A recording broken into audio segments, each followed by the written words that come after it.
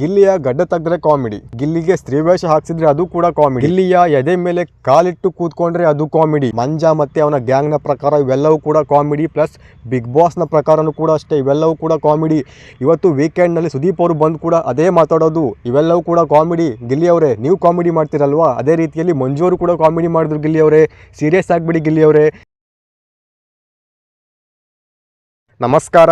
Big ಬಾಸ್ನ most awaited 2 ಪ್ರೋಮೋಗಳು release ಆಗಿದ್ದಾವೆ. ಒಂದರಲ್ಲಿ as usually ಪ್ರತಿ ವಾರದಂತೆ ಗಿಲ್ಲಿಗೆ ಸುದೀಪ್ ಅವರಿಂದ ಕ್ಲಾಸ್, ಅದಕ್ಕೆ ಮನೆ ಮಂದಿಯ ಸಾಥ್ ಬೇರೆ, ನಾಚಿಕೆ ಆಗಬೇಕು ಇದನ್ನ ನೋಡುವಂತಹ ನಮಗೆ. ಇನ್ನು ಎರಡನೆಯ ಪ್ರೋಮೋದಲ್ಲಿ ಅಂಥದ್ದೇನು ಕೂಡ ಇಲ್ಲ.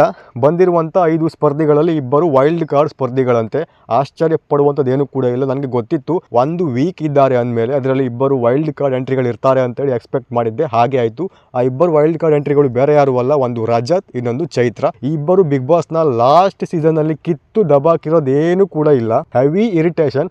ಒಬ್ಬ ಬಕೆಟ್ ಇಟ್ಕೊಂಡೇ ಕಾಲ ಕಳೆದ, ಇನ್ನೊಬ್ಳು ಗಂಟ್ಲಲ್ಲಿ ಅರ್ಚಾಡ್ಕೊಂಡೇ ಕಾಲ ಕಳೆದ್ಲು. ಬಿಟ್ಟರೆ ಏನು ಕೂಡ ದಬಾಕಿಲ್ಲ. ಇವರು ಗಿಲ್ಲಿ ಬಗ್ಗೆ ಮಾತಾಡ್ತಾರೆ. ಹೊರಗಡೆ ಗಿಲ್ಲಿ ಮಾಡಿರುವಂಥ ಪಾಪ್ಯುಲಾರಿಟಿ ನೋಡಿಬಿಟ್ಟು ಹೊಟ್ಟೆ ಉರಿದಿರುತ್ತೆ. ಹಾಗಾಗಿ ಒಳಗಡೆ ಬಂದು ಅದನ್ನ ತಣಿಸಿಕೊಳ್ಳುವಂಥ ಪ್ರಯತ್ನ ಪಡ್ತಾ ಇದ್ದಾರೆ. ಇದಕ್ಕೆ ಬಿಗ್ ಬಾಸ್ ತುಪ್ಪ ಸುರಿತಾ ಇದ್ದಾರೆ ಅಷ್ಟೇ. ಬಿಗ್ ಬಾಸ್ಗೂ ಕೂಡ ಅದೇ ಬೇಕಾಗಿರುವಂಥದ್ದು, ಗಿಲ್ಲಿಯನ್ನು ತುಳಿಬೇಕು ಅಂತ ಹೇಳಿ. ಒಳಗಡೆ ಇರುವಂಥ ಕಂಟೆಸ್ಟೆಂಟ್ಗಳಿಗೆ ಆಗ್ತಾ ಇಲ್ಲ. ಹಾಗಾಗಿ ಯಾರಾದರೂ ಸ್ಟ್ರಾಂಗ್ ಇರುವಂಥವ್ರು ಬರಬೇಕು ಅಂತ ಹೇಳಿ ಈ ಒಂದು ಗಿಮಿಕ್ ಪ್ಲಾನ್ ಮಾಡಿಬಿಟ್ಟು ಅಂತ ಹೇಳಿ ಕರ್ಕೊಂಡು ಬರ್ತಾರೆ. ಅವರು ಸರಿಯಾಗಿ ಗಿಲ್ಲಿಯನ್ನ ಡೌನ್ ಮಾಡುವಂತ ಪ್ರಯತ್ನ ಪಡ್ತಾರೆ. ಫಾರ್ ದ ಫಸ್ಟ್ ಟೈಮ್ ನಾನು ಈ ಒಂದು ವೀಕ್ ನಲ್ಲಿ ಗಿಲ್ಲಿ ಡಲ್ ಆಗಿ ಅವನ ಮನಸ್ಸಿಗೆ ನೋವಾಗಿದ್ದು ನಾನು ಇದೇ ಫಸ್ಟ್ ಟೈಮ್ ನೋಡಿದ್ದು. ಯಾವಾಗ್ಲೂ ಕೂಡ ಅವನ ಬಗ್ಗೆ ಯಾರೇ ಮಾತಾಡಿದ್ರು ಕೂಡ ಅದನ್ನ ಅವನು ಕಾಮಿಡಿಯಾಗಿ ತಗೊಳ್ತಾ ಇದ್ದ. ಇದೇ ಫಸ್ಟ್ ಟೈಮ್ ನಾನು ಅವನು ಒಂದು ಮೂಲೆಯಲ್ಲಿ ಕೂತ್ಕೊಂಡು ಯೋಚನೆ ಮಾಡ್ತಾ ಇರೋದನ್ನ ನೋಡಿದ್ದು. ಒಂದು ಕಮೆಂಟ್ ಹೇಳಬೇಕು, ಹೊರಗಡೆ ತುಂಬಾನೇ ವೈರಲ್ ಆಗ್ತಾ ಇರುವಂತ ಕಮೆಂಟ್. ಚಿಕ್ಕಪ್ಪ ಒಂದು ಟಿವಿ ಚಾನಲ್ನ ನಡೆಸ್ತಾ ಇರ್ತಾರೆ. ಓಕೆ, ಚಿಕ್ಕಪ್ಪ ಒಂದು ಟಿವಿ ಚಾನಲ್ನ ನಡೆಸ್ತಾ ಇರ್ತಾರೆ. ಅಲ್ಲಿಗೆ ಗಿಲ್ಲಿ ಅನ್ನುವಂಥ ಒಬ್ಬ ಪ್ರತಿಭಾವಂತ ಕಲಾವಿದ ಬರ್ತಾನೆ. ಆ ಒಂದು ಕಲಾವಿದ ಬಂದ ನಂತರ ಆ ಒಂದು ಚಾನಲ್ನ TRP ನಂಬರ್ 1ಗೆ ಬರುತ್ತೆ. ಇದು ಕಾಕತಾಳೀಯವೋ ಅಥವಾ ಬೇಕು ಅಂತಾನೆ ಆಗಿದ್ದೋ ಗೊತ್ತಿಲ್ಲ, ಬಟ್ ನಂಬರ್ 1ಗೆ ಬರುತ್ತೆ. ನಂಬರ್ 1ಗೆ ಬಂದ ಕಾರಣ ಈ ಒಂದು ಕ್ರೆಡಿಟ್ನ ಗಿಲ್ಲಿಗೆ ಕೊಡ್ತಾ ಇರುವಂಥ ಕಾರಣ ಎಲ್ಲರೂ ಕೂಡ ಅದು ಹೊಟ್ಟೆ ಕಿಚ್ಚು ಚಿಕ್ಕಪ್ಪನಿಗೆ ಜಾಸ್ತಿ ಆಗಿಬಿಡುತ್ತೆ. ಈ ಒಂದು ಪಾಪ್ಯುಲಾರಿಟಿಯನ್ನು ಗಿಲ್ಲಿಯಿಂದ ಕಸ್ಕೊಳ್ಬೇಕು ಅಂತ ಹೇಳಿ ಚಿಕ್ಕಪ್ಪ ಪ್ರಯತ್ನ ಪಡ್ತಾನೆ. ಹಾಗಾಗಿನೇ ಆ ಚಿಕ್ಕಪ್ಪ 5 ಜನ ಗೆಸ್ಟ್ಗಳನ್ನ ಬಿಗ್ ಬಾಸ್ ಮನೆಯ ಒಳಗಡೆ ಕರ್ಕೊಂಡು ಬಂದ್ಬಿಡ್ತಾನೆ, ಗಿಲ್ಲಿಯನ್ನ ಕುಗ್ಗಿಸ್ಬೇಕು ಅಂತ ಹೇಳಿ. ಆ ಗೆಸ್ಟ್ಗಳು ಯಾರು, ಆ ಚಿಕ್ಕಪ್ಪ ಯಾರು, ನಿಮ್ಗೆಲ್ಲರಿಗೂ ಕೂಡ ಗೊತ್ತಿರುವಂಥ ವಿಚಾರನೇ. ಹೇಳಬೇಕು ಅನಿಸ್ತು, ಹೇಳಿದೆ. ಈ ಒಂದು ಕಮೆಂಟ್ ತುಂಬ ಕಡೆ ವೈರಲ್ ಆಗ್ತಾ ಇತ್ತು. ನನಗೂ ಕೂಡ ಅಷ್ಟೇ ಈ ಒಂದು ವಿಡಿಯೋದಲ್ಲಿ ಹೇಳಬೇಕು ಅಂತ ಅನಿಸ್ತು, ಹೇಳಿದೆ. ಒಂದು ಚಾನಲ್ನಲ್ಲಿ true entertainer of the channel ಅಂತ ಹೇಳಿ ಅವಾರ್ಡ್ನ ಪಡ್ಕೊಂಡಿರುವಂಥ ಒಂದು ಪ್ರತಿಭೆಯನ್ನು ಕರ್ಕೊಂಡು ಬಂದು ಆತನಿಗೆ ಬೇಕಾಬಿಟ್ಟಿ ಯೂಸ್ ಮಾಡಿಕೊಂಡು ಅವಮಾನ ಮಾಡುವಂಥದ್ದು ಎಷ್ಟರ ಮಟ್ಟಿಗೆ ಸರಿ? ಮಾತಾಡಬೇಕು, ಇದಕ್ಕೂ ಕೂಡ ಉತ್ತರ ಕೊಡಬೇಕು ಸುದೀಪ್ ಅವರೇ. ವೀಕೆಂಡಲ್ಲಿ ಬಂದ್ಕೊಂಡು ಬರೀ ಗಿಲ್ಲಿ ಬಗ್ಗೆ ಮಾತಾಡೋದು, ಗಿಲ್ಲಿ ತಪ್ಪು ಮಾಡಿದ್ದಾನೆ, ಗಿಲ್ಲಿ ಸರಿ ಮಾಡ್ಕೋ, ಇಲ್ಲಾಂದರೆ ಹೊರಗಡೆ ಬರ್ತೀಯ ಅಂತ ಮಾತಾಡಿದ್ರೆ ಆಗೋದಿಲ್ಲ ಸರ್.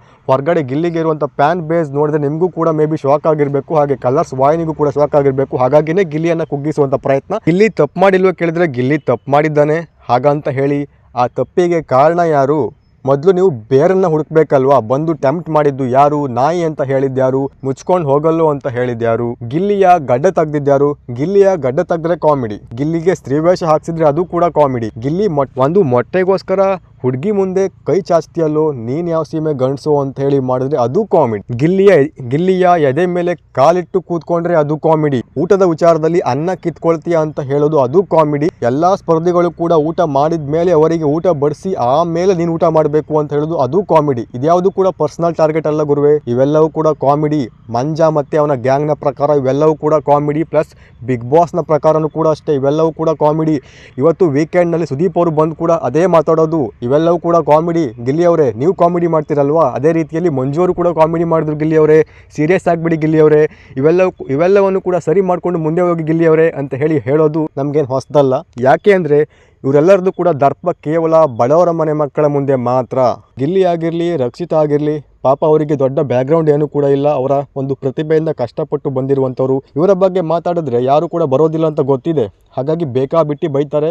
ಬೈಸ್ಕೊಳ್ಳೋದಕ್ಕೆ ಅವ್ರು ಇರ್ತಾರಲ್ವಾ, ಬೇಕಾಬಿಟ್ಟಿ ಬೈಬಹುದು. ನಮ್ಮಂತಹ ಮುಟ್ಟಾಳ ಜನರು ನೋಡಿ ಅದನ್ನ ಖುಷಿ ಪಡುವಂಥವ್ರು. ಒಟ್ಟಿನಲ್ಲಿ ಹೇಳಬೇಕು ಅಂದರೆ ಇದು ವ್ಯಕ್ತಿತ್ವದ ಆಟ ಅಲ್ಲ, TRPಯ ಆಟ. TRPಗೆ ಮಾತ್ರ ಬೆಲೆ. TRPಗೋಸ್ಕರ ಒಂದು ವ್ಯಕ್ತಿಯ ವ್ಯಕ್ತಿತ್ವವನ್ನು ಕೂಡ ಕೊಲೆ ಮಾಡ್ತಾರೆ. ಇನ್ನೊಬ್ಬ ಅಯೋಗ್ಯ ಈ ಮುಂದಿನ ವಾರದ ಕ್ಯಾಪ್ಟನ್ ಆಗಿ ಆಯ್ಕೆಯಾಗಿದ್ದಾನೆ, ಧನುಷ್ ಗೌಡ ಅಂತ ಹೇಳಿ. ತುಂಬಾನೇ ಅಹಂಕಾರ ತುಂಬಿರುವಂಥ ವ್ಯಕ್ತಿ. ನೋಡಿದ್ರೆ ಗೊತ್ತಾಗುತ್ತೆ. ಇತ್ತೀಚೆಗೆ ಈತನ ಮುಖವಾಡ ಕೂಡ ಹೊರಗಡೆ ಬರಲಿಕ್ಕೆ ಶುರುವಾಗಿದೆ. ತುಂಬ ಸೇಫ್ ಗೇಮ್ ಮಾಡಿದ್ರೆ ಬಿಗ್ ಬಾಸ್ ಮನೆಯಲ್ಲಿ ವಿನ್ನರ್ ಆಗ್ಬೋದು ಅಂತ ಅಂದ್ಕೊಂಡು ಬಂದಿರಬೇಕು ಈ ಒಂದು ಆಸಾಮಿ. ಹಾಗಾಗಿ ಈ ಒಂದು ಡಬಲ್ ಗೇಮ್ ಮಾಡ್ತಾ ಇದ್ದಾನೆ. ಇವನು ಆ ಕಡೆ ಅವರಿಗೂ ಸಪೋರ್ಟ್ ಮಾಡೋದಿಲ್ಲ, ಈ ಕಡೆ ಇವರಿಗೂ ಸಪೋರ್ಟ್ ಮಾಡೋದಿಲ್ಲ. ಇಬ್ಬರ ಜಗಳದಲ್ಲಿ ಬೇಳೆ ಬೇಯಿಸಿಕೊಳ್ಳುವಂತಹ ಸ್ಪರ್ಧಿ. ಇದನ್ನು ಅಭಿಷೇಕ್ ಕೂಡ ಅನ್ವಯ ಆಗುತ್ತೆ, ಹಾಗೆ ಆ ಕಡೆ ಬಂದಿರುವಂತಹ ಸೂರಜ್ಗೂ ಕೂಡ ಅನ್ವಯ ಆಗುತ್ತೆ. ಬೆಂಕಿ ಹಾಕ್ಬಿಟ್ಟು ಮಜಾ ತಗೊಳ್ಳುವಂಥ ವ್ಯಕ್ತಿಗಳು. ಇವ್ರಿಗಿಂತ 100 ಪಟ್ಟು ಅಶ್ವಿನಿ ಗೌಡ ಅವರೇ ವಾಸಿ ಅಂತ ನನಗೆ ಅನಿಸುತ್ತೆ. ಈ ವಾರದಲ್ಲಿ ಗಿಲ್ಲಿಗೆ ಅಷ್ಟೆಲ್ಲ ಅವಮಾನ ಆಗ್ತಾ ಇದ್ರು ಕೂಡ ಮಾತಾಡಿದ್ದು ಗಿಲ್ಲಿ ಹತ್ರ ಬಂದು ಒಂದು ಅಶ್ವಿನಿ ಗೌಡ, ಇನ್ನೊಂದು ಧ್ರುವಂತ್. ಯಾರು ಗಿಲ್ಲಿಗೆ ಅಷ್ಟು ಇಷ್ಟ ಆಗಿರಲಿಲ್ವೋ ಅದೇ ಸ್ಪರ್ಧಿಗಳು ಬಂದು ಗಿಲ್ಲಿಯ ಬೆನ್ನಿಗೆ ನಿಲ್ತಾರೆ. ನೋಡಿ, ವ್ಯಕ್ತಿಗಳ ವ್ಯಕ್ತಿತ್ವಗಳು ಯಾವ ರೀತಿಯಾಗಿ ಬದಲಾಗುತ್ತೆ, ನಿಜವಾದ ವ್ಯಕ್ತಿತ್ವಗಳು ಯಾವ ರೀತಿಯಾಗಿ ಹೊರಗಡೆ ಬರುತ್ತೆ ಅನ್ನೋದಕ್ಕೆ ಈ ಒಂದು ವೀಕೆ ಸಾಕ್ಷಿ. ಮಾತಾಡ್ತಾ ಹೋದ್ರೆ ತುಂಬಾ ಹೊತ್ತು ಮಾತಾಡ್ತಾ ಹೋಗ್ಬೋದು, ಅಷ್ಟೊಂದು ಮ್ಯಾಟರ್ ಇದೆ ಇವರ ಬಗ್ಗೆ ಮಾತಾಡಬೇಕು ಅಂದ್ರೆ. ಗಿಲ್ಲಿಯನ್ನ ಎಷ್ಟರ ಮಟ್ಟಿಗೆ ಕುಗ್ಗಿಸಿದ್ರು ಅಂದ್ರೆ ನಿಜವಾಗ್ಲೂ ಕೇವಲ ಎಪಿಸೋಡ್ ನ ನೋಡುವಂತವರಿಗೆ ಗಿಲ್ಲಿ ತುಂಬಾ ಕೆಟ್ಟವನು ಅಂತ ಅನ್ಸುತ್ತೆ. ಬಟ್ ಯಾರೆಲ್ಲ ಲೈವ್ ನ ನೋಡಿದ್ದಾರೋ ಅವರೆಲ್ಲರಿಗೂ ಕೂಡ ಮ್ಯಾಟರ್ ಗೊತ್ತಿದೆ. ಥ್ಯಾಂಕ್ ಗಾಡ್ ಗಿಲ್ಲಿ ಒಂದು ಲೈವ್ ಇರುವಂಥ ಸೀಸನ್ಗೆ ಬಂದಿರುವುದಕ್ಕೆ. ಇಲ್ಲ ಅಂದರೆ ಗಿಲ್ಲಿಯ ವ್ಯಕ್ತಿತ್ವದ ಕೊಲೆ ಆಗಿಬಿಟ್ಟಿರೋದು. ಅಷ್ಟೊಂದು ನೆಗೆಟಿವಿಟಿನ ಸ್ಪ್ರೆಡ್ ಮಾಡಿದ್ದಾರೆ ಬಿಗ್ ಬಾಸ್ನವರು. ನೋಡುವ ಇವತ್ತಿನ ಎಪಿಸೋಡ್ನಲ್ಲಿ ಸ್ವಲ್ಪನಾದರೂ ಮಾನ ಮರ್ಯಾದೆ ಇದ್ದರೆ, ಗಿಲ್ಲಿಯ ಬಗ್ಗೆ ಸ್ವಲ್ಪನಾದರೂ ಮಾನವೀಯತೆ ಇದ್ದರೆ ಮಾತಾಡ್ತಾರಾ ಅಥವಾ ಇಲ್ವಾ ಅಂತ ಹೇಳಿ. ಅದನ್ನು ಉಳಿಸ್ಕೊಳ್ಳುವಂಥ ಯೋಗ್ಯತೆ ಇಲ್ಲ ಅಂದರೆ ದಯವಿಟ್ಟು ಗಿಲ್ಲಿಯವ್ರನ್ನ ಹೊರಗಡೆ ಕಳಿಸಿ. ಅವ್ರಿಗೋಸ್ಕರ ಸಾಕಷ್ಟು ಶೋಗಳು ಹೊರಗಡೆ ಕಾಯ್ತಾ ಇದ್ದಾವೆ. ನಿಮ್ಮ TRP ಹತ್ಯೆಗಳಿಗೋಸ್ಕರ ಅವರ ಒಂದು ವ್ಯಕ್ತಿತ್ವವನ್ನು ಹಾಳು ಮಾಡಬೇಡಿ. ನಿಮಗೆ ಆತ ಡಿಸರ್ವಿಂಗ್ ಇಲ್ಲ ಅಂದರೆ ದಯವಿಟ್ಟು ಹೊರಗಡೆ ಕಳಿಸಿ. ನಿಮ್ಮ TRPಯನ್ನು ಕೊಡುವಂತಹ ನಿಮ್ಮ ವಾಹಿನಿಯ ಸೆಲೆಬ್ರಿಟಿಗಳೇ ಬಿಗ್ ಬಾಸ್ನ ಒಳಗಡೆ ಇದ್ದಾರಲ್ವಾ, ಧನುಷ್ ಗೌಡ, ಅಭಿಷೇಕ್, ಕಾವ್ಯ, ಸ್ಪಂದನ, TRP ಕಿಂಗ್, TRP ಕ್ವೀನ್ಗಳು ಬಿಗ್ ಬಾಸ್ನ ಒಳಗಡೆ ಇದ್ದಾರಲ್ವಾ. TRPಯನ್ನು ತರಿಸಿ, ಅವರಿಂದ TRP ಬರಲಿ, ನಾವು ಕೂಡ ನೋಡ್ತೀವಿ. ಗಿಲ್ಲಿ ಹತ್ರ ದಯವಿಟ್ಟು ಒಂದು 2-3 ವಾರ ಸುಮ್ಮನೆ ಇದ್ಬಿಡಪ್ಪ ಅಂತ ಹೇಳಿ ಇವರೆಲ್ಲರೂ ಕೂಡ ಮಾತಾಡ್ಲಿ, ಇವರೆಲ್ಲರೂ ಕೂಡ ಕಾಮಿಡಿ ಮಾಡಲಿ, ಇವರೆಲ್ಲರೂ ಕೂಡ TRPಯನ್ನು ತಂದು ಕೊಡ್ಲಿ. ಆಮೇಲೆ ನಾನು ಒಪ್ಕೋತೀನಿ ಗಿಲ್ಲಿಯಿಂದ ಮಾತ್ರ ಬಿಗ್ ಬಾಸ್ ಅಲ್ಲ, ಬೇರೆ ಸ್ಪರ್ಧಿಗಳಿಂದಲೂ ಕೂಡ ಬಿಗ್ ಬಾಸ್ ಅಂತ ನಾವು ಆವಾಗ ಒಪ್ಕೋತೀವಿ. Okay, thank you. ಮಾತಾಡಲಿಕ್ಕೆ ನನಗೆ ಇಷ್ಟ ಇಲ್ಲ, ತುಂಬಾ ಆಗುತ್ತೆ ಮಾತಾಡ್ತಾ ಹೋದರೆ. Thank you.